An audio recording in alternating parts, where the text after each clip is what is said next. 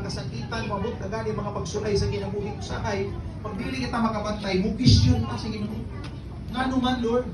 Nganong dili man ni nahitabo ka nako? Nganong ako man? Pero kung tanaw nimo mga kaigsunan sa atong chapter nga gitun-an karon in verse 17 to 19, atong makita nga dinhi adunay pag-ampo nga gihimo si propeta Habakuk nga niabot sa time nga gi-accept niya ang plano sa Dios. Mao ni ang last nga prayer ni Habakuk. Ngamingon siya.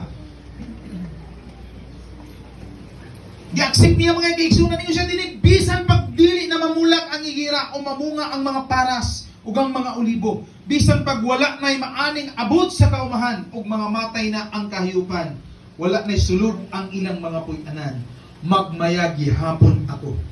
Kay ang Ginoo nga Dios mao may akong manluluwas. Amen. Ang Ginoong Dios may akong kalikor. So atong makita nga iyang gi-accept nga ungos may plano sa Dios diha kanila.